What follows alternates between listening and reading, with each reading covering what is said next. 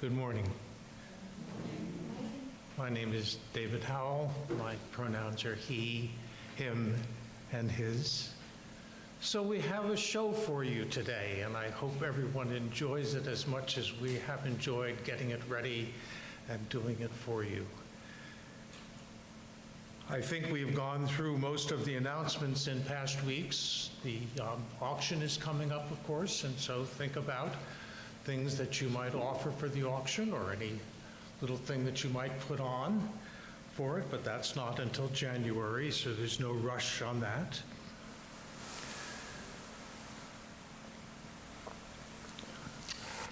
And if Chris will, where did you go, Chris? Will invite the singing bowl to sound for us. Take a deep breath and relax and get into the mood for the time.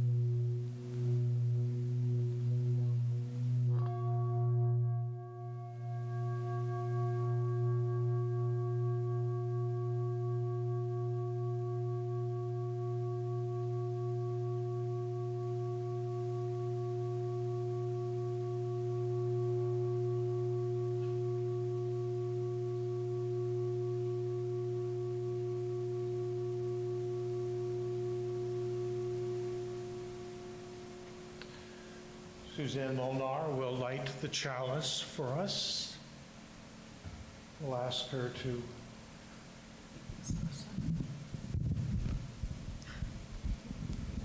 yes. I'm not sure. That's okay. She takes care of me, you see.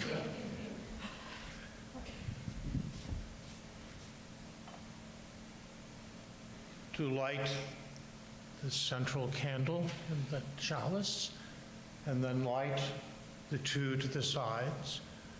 The first for all those things that are going on in the world that we need to take care of. But for the second, I invite everyone to stop and think about something joyous that has happened in their lives. There are many joyous things for us to appreciate. We always need to do that as well. I looked for a poem for the chalice lighting that I thought would be appropriate for the play that we're putting on, and I think I found one. It's The Journey by Mary Oliver.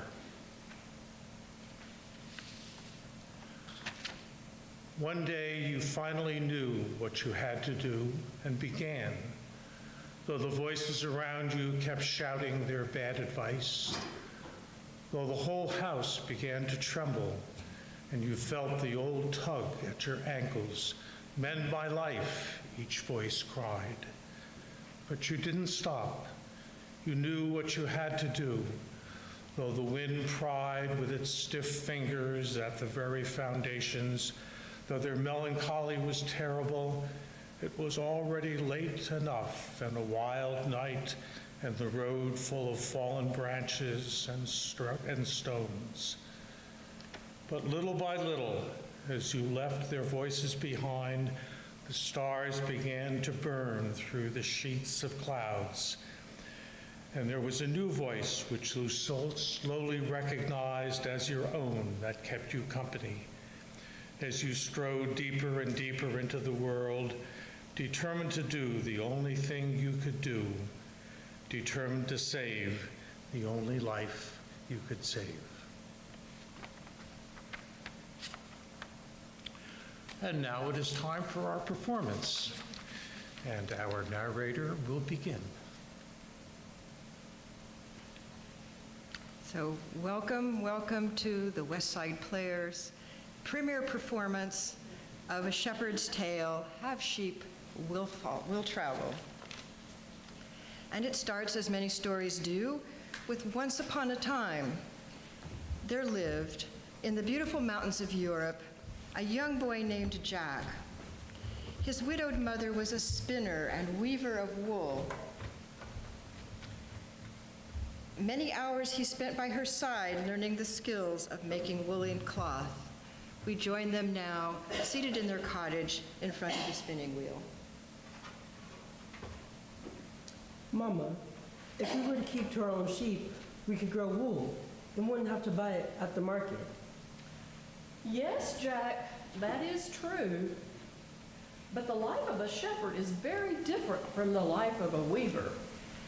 The shepherd sleeps outside and has to face the danger of wolves and bandits. He is cold in winter and hot in summer, and his skin is burned by the sun.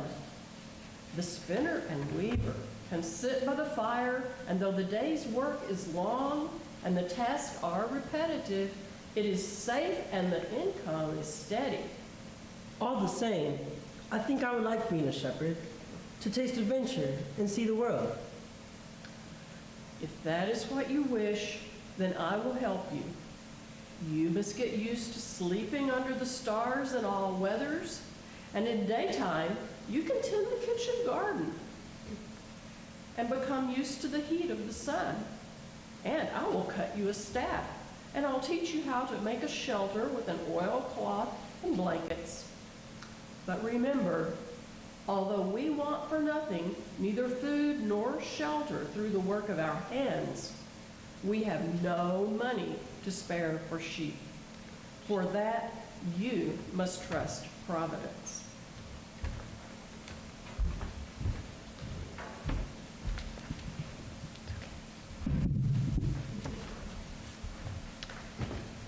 And so it was that Jack lived the life of a shepherd, as much as a boy can who has no sheep. But then one winter night, when the north wind was blowing hard and the snow fell thick and fast, his flock found him at last. We are poor little sheep who are lost in the snow. Ba, ba, ba. We are poor little lambs who are lost in the snow.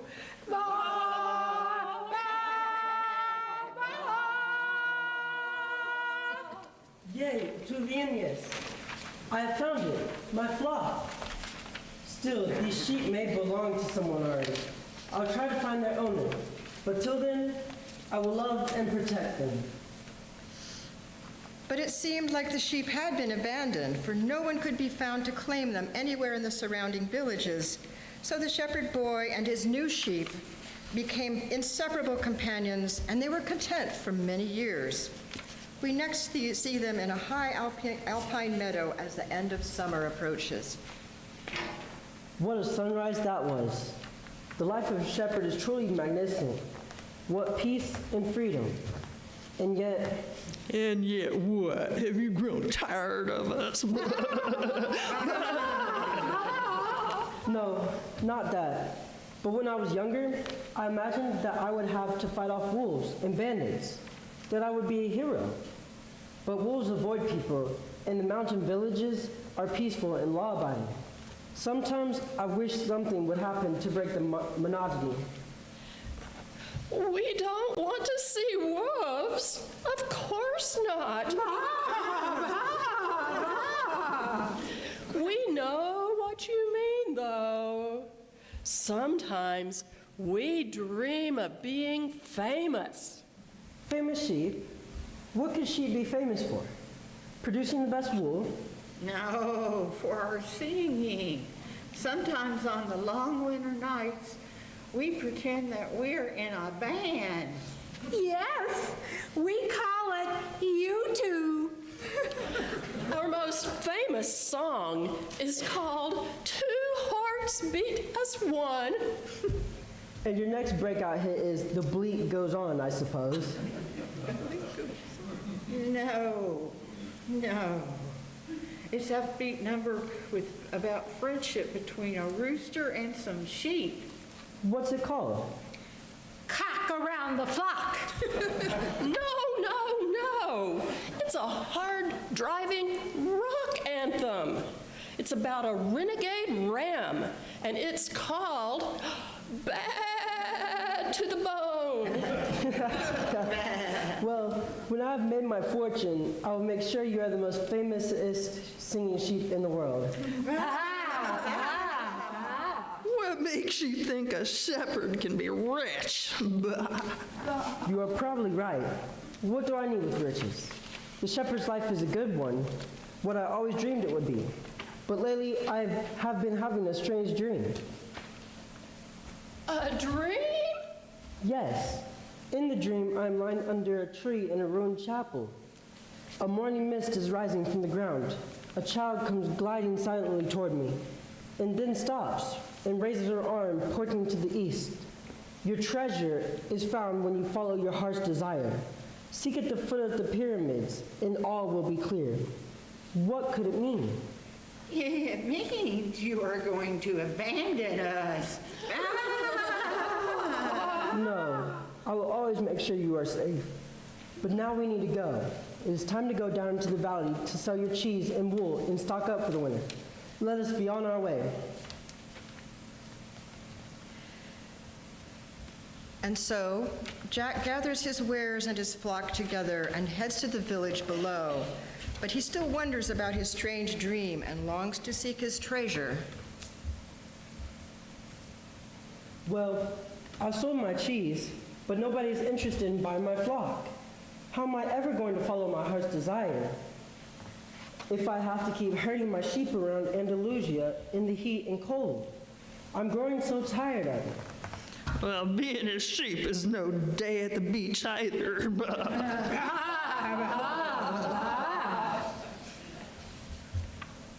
You, young man, come join me and we'll share a little wine and I'm a lonely old man and I'll be happy to hear about your travels. That's very kind of you. It would be nice to take a little rest and have some wine. I've been working hard all day. I'm not really interested in hearing about the shepherd's eye view of Andalusia. No, don't worry. Don't worry. I have no ill intent. It's just that I am more interested in what you were saying about your heart's desire. How is it that you know about this heart's desire? I had a dream in which a child told me that if I followed my heart's desire, I'd find treasure somewhere near the pyramids. And this child, was it a child you knew? Oh no, I'd never seen this child before. And she was beautiful and glided across the ground like a hawk through the air. Have you had this dream again? No, only that once. But it lives in my heart, and I think about it every day and wonder how I'll be able to follow my heart's desire.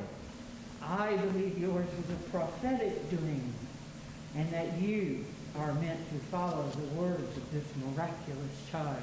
But I need money to undertake my journey, and I've been unable to find a buyer for my sheep. At least, not one who would take good care of them and wasn't more interested in having leg of lamb on the table. I may not look it, but I am a wealthy man, and I have traveled the known world and have learned many things. Now I have settled down and I have become a seeker of seekers. It is my wish that you undertake this journey and follow your heart's desire. To enable you to make the journey, I will buy your sheep.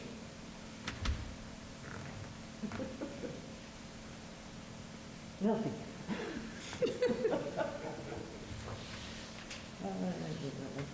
I will take good care of your sheep and see that they are well fed and sheared. Sounds better than traipsing all over Andalusia in the summer wearing a wool coat. But that is much more than my flock is worth. Why would you do this? Because it pleases me to do so. and you will need plenty of money to get to the pyramids. And when you return, having found your treasure, you will give me 1/10 of it. I can't thank you enough. Now you be good till I return and follow this kind old man.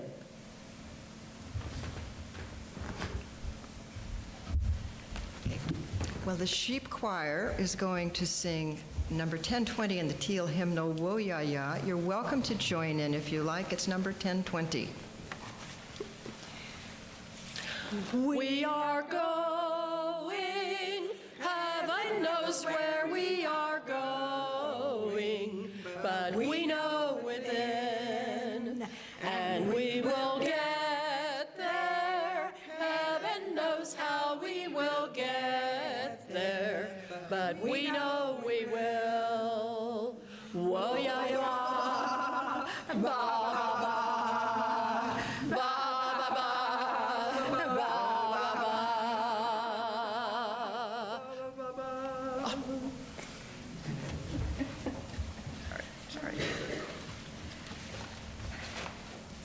And so, Jack leaves his life as a shepherd behind and journeys across the sea to a land where he is a stranger, ignorant of the language and customs. Weary from his travels, he enters what he thinks is a cafe. A serving girl, seeing he is a foreigner, speaks to him in broken Andalusian.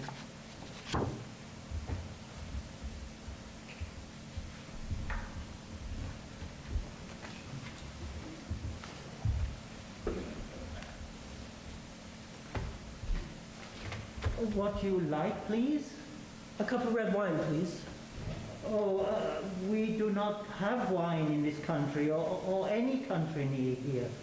It is not allowed. I guess I'll have tea then. Yes, we serve tea.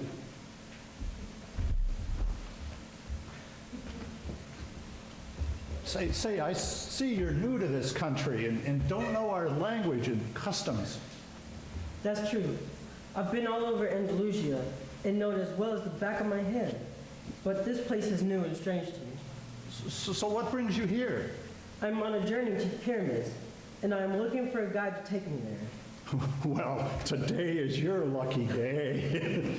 I am a well-respected guide and know the way to the pyramids well, but it's going to cost you some money. I'm going to have to buy 2, maybe 3 camels and supplies.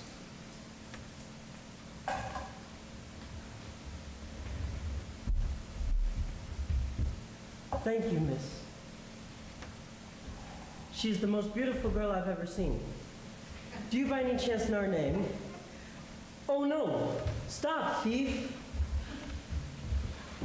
And they say sheep are stupid. Now what shall I do? That thief has gone off with all of my money.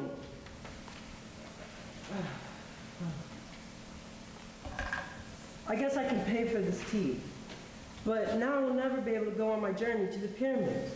I will never be able to find my heart's desire, and I don't even have enough money to return to Andalusia. I'm just lost. Yes, your luck is bad, but maybe I can help you. My name is Nubia. My uncle has a crystal shop. He says he needs help.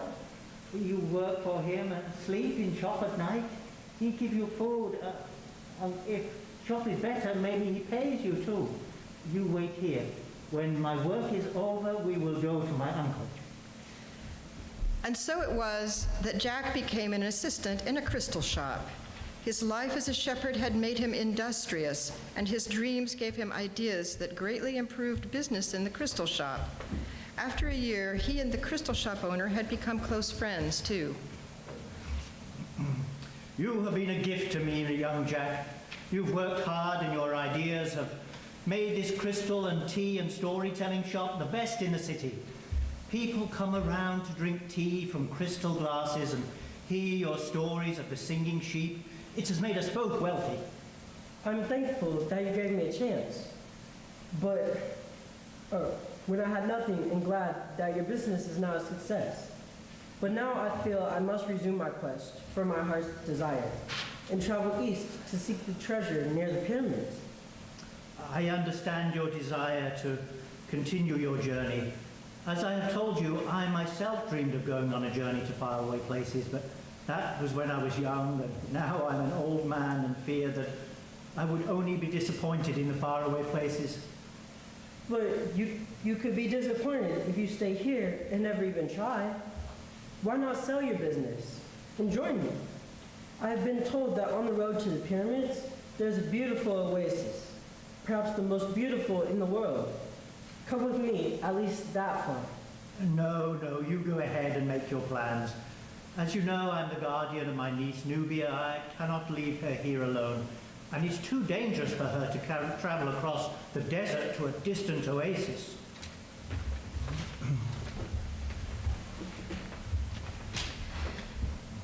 And Jack, who is now a bit older and wiser, joins a caravan and travels to the beautiful oasis. There he meets a man in strange garb gazing out at the desert. This is the alchemist. Who are you, boy? My name is Jack. I was a shepherd, wandering, exploring, looking after my sheep. Now I've left my sheep behind so that I could be free to search for treasure I saw in a dream. And where is this treasure to be found? I don't know. The dream said at the foot of the Great Sphinx, but I have no idea how to get there. Some knowledgeable guides have got me this far, but they can't take me any farther. I think I need to go into the trackless desert. That doesn't sound like much of a plan. You are either courageous or very foolhardy. The desert is deadly for the unprepared. You're right. That is when I thought When what? when I met Nubia.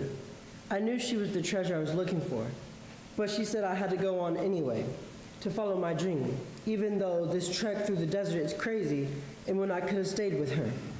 And what would have happened then? What do you mean, what would have happened then? I would have become wealthy and respected. I would have put behind me the childish dream of a fantastical quest for hidden gold. Oh, I see. So you don't want to become an alchemist like me?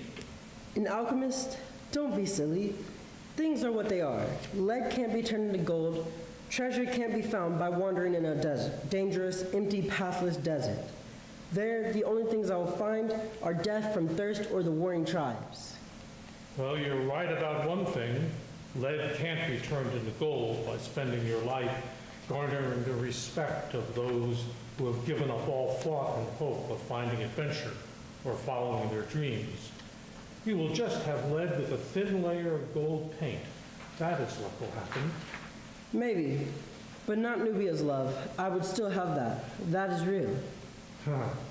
Yes, now it is. But what about in 10 years? Or 20 years? What will happen then? You think you know? Tell me. I think I know. The first year you will marry and all will be well. You will use your knowledge of people and business and become prosperous. People will seek out your opinion and you will have many friends. The second year, you will think again about your dream of treasure and your quest, but you will learn now how not to listen to your heart.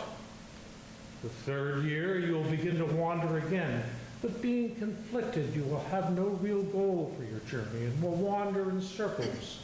Nubia will blame herself for allowing, even encouraging you to abandon your heart's desire out of fear that if you went into the desert, you could die or forget her.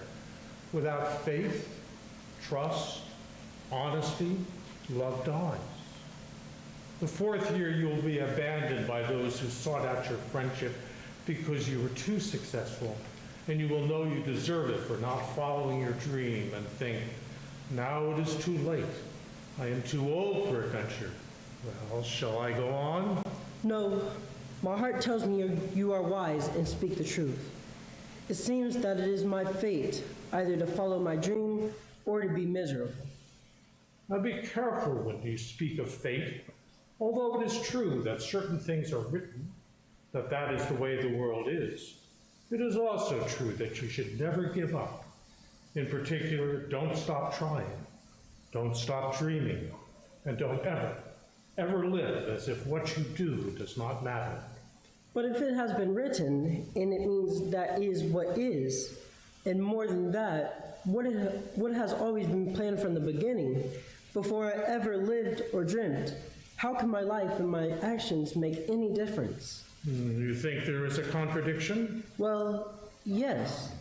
Between fate, what is written, the will of God, the laws of nature, of life, of the soul, of the world, and me. What do I count for compared to that? My boy, you just don't understand. Dreams and our personal struggles cannot be so easily dismissed by reason, because reason is not the soul of the world, despite what some philosophers might say. Excuse me, could I speak? Ah, the desert has something to say. I do indeed, because Jack knows how to listen. I know about permanence, and I know about change. Both are in my nature. I know about life, and I know about death. Both are in my nature. The dunes are always here, but their position and shapes are molded by the winds. The desert brings forth life, and in time all things pass away. No one can enter me or leave me except on those terms, but those who have courage see that permanence is only known through change, and change is only known against the backdrop of permanence, and that life and death are woven together, each an aspect of the other. So it is with fate and choice, and so it is that those who enter me may find treasure, but those who never enter most certainly never will. May find treasure? Yes, may. If you have the courage to enter, many dangers will have to be overcome, and you will learn many lessons. If you pass the test, you may come to your treasure. Perhaps I do know more than I was aware of. I've come this far, at least. You do, and you have. You have listened, and you have understood. The treasure may be where you think. The treasure may be what you think, but it may not. It is written. Then I will go on into the desert.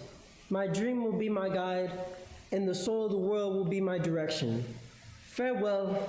I will gather what supplies I can afford and can be found here at the oasis, and the adventure will continue.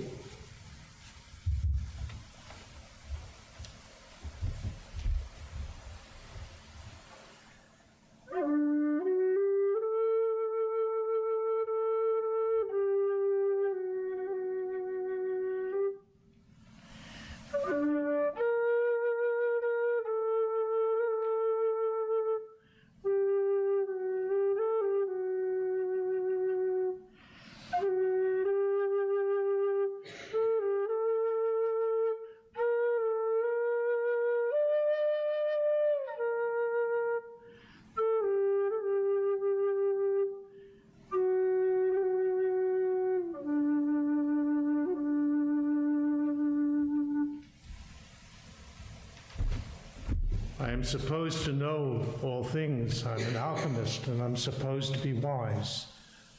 But I don't know, and I am not wise. Look at our companion, the brave Jack. If someone knew him as a simple shepherd boy ambling with his sheep through the grasslands with no care or concern for the future, they wouldn't believe it was the same person. It makes mutating lead into gold a triviality in comparison. He had a dream. Lots of people have dreams. Most people have dreams and then, well, they wake up. The dreams are the wispy and intangible phantasms we always knew them to be. They live as if that is true. Lead is lead, gold is gold, period. Thank you.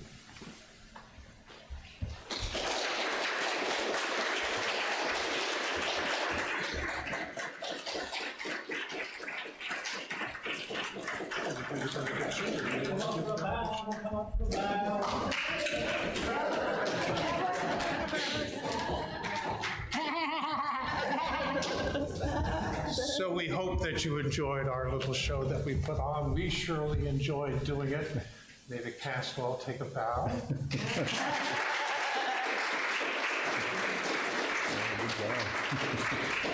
Please stay for coffee and food afterward and converse with each other. And I hope you've all thought of a joyous thing that is part of this day, as well as all the difficulties in it. It's one of the wonderful things about the company that we have.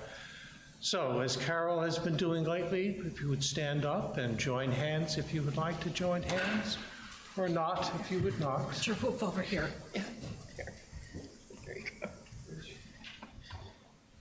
May this be a good day for you, and all be well. We